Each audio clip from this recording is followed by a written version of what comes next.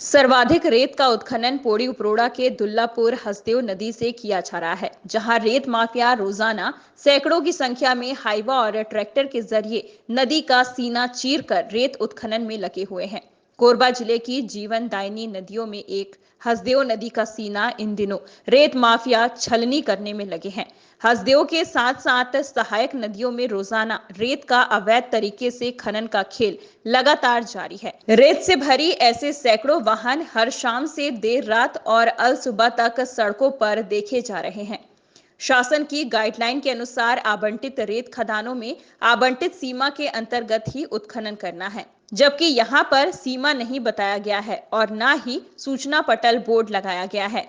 जहां नदियों में अवैध रूप से चल रहे रेत उत्खनन कार्य से जहां शासन को लाखों रुपए के रॉयल्टी का नुकसान हो रहा है, वहीं दूसरी ओर पर्यावरण को भी नुकसान पहुंच रहा है। इसके साथ ही नदियों के अस्तित्व पर संकट भी गहरा रहा है। कई जगह नदियों में रेत की खदान इतने ज्यादा बढ़ गए हैं कि वहां जनजीवन पर भी इसका असर दिखने लगा है। जानकारी के मुताबिक रेत के इस अवैध कारोबार में जिले के अलावा आसपास के जिले के दबंगों, नेताओं और बाहरी राज्य के लोगों का खेल चल रहा है, जो दिन और रात रेत का अवैध कारोबार कर रहे हैं। ग्रामीणों का आरोप है कि अगर रेत खनन का विरोध भी किया जाता है तो उन्हें दबंग और नेताओं द्वारा न केवल धौंस देकर डराया जाता है, बल्कि बंदूक का डर और नेतागिरी का पावर दिखाया जाता है।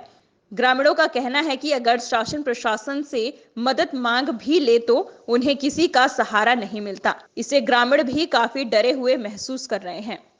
दरअसल बारिश से ठीक पहले निर्माण कार्य में तेजी आने की वजह से रेत की मांग बढ़ गई है, जिससे रेत माफिया अवैध रूप से नदी नालों से रेत उत्खनन कर शासन को लाखों करोड़ों का चूना लगा रहे हैं।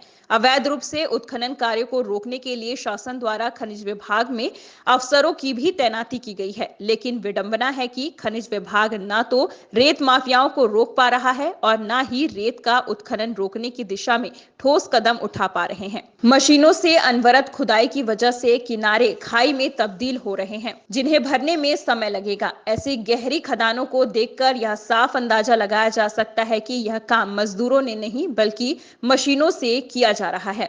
सक्रिय रेत माफियाओं को जनप्रतिनिधियों का संरक्षण है। कार्यवाही होने पर राजनीतिक दबाव अधिकारियों पर बनाया जाता है। शुरुआती कार्यवाही के बाद अमले आगे कार्यवाही नहीं करता। जानकारी के अनुसार कई जगह जनप्रतिनिधियों के परिजन भी रेत उत्खनन और परिवहन का काम कर रहे हैं। नदियों में मशीन से खुदाई के दिए गए निर्देश में नियमों की अनदेखी की जा रही है। ठेकेदार अपने तरीके से नदियों में बांध बनाकर मशीनों को उतार रहे हैं। नदियों में खुदाई के दौरान कितनी चौड़ाई में रास्ता बनाकर पानी रोकना और फिर कितनी गहराई में खुदाई करना है, इसका पालन नहीं किया जा रहा है। इससे नदी की धारा भी प्रभावित हो रही है। खनन के दौरान खुलेआम मनमानी और नेशनल ग्रीन ट्रिब्यूनल की गाइडलाइन को ताक पर रख दिया गया है। ग्रामीणों ने बताया कि बीच नदी रेत का पहाड़ खड़ा कर दिया गया है। आसपास चारों ओर पानी के बीच से जेसीबी लगाकर रेत निकाली जा रही है।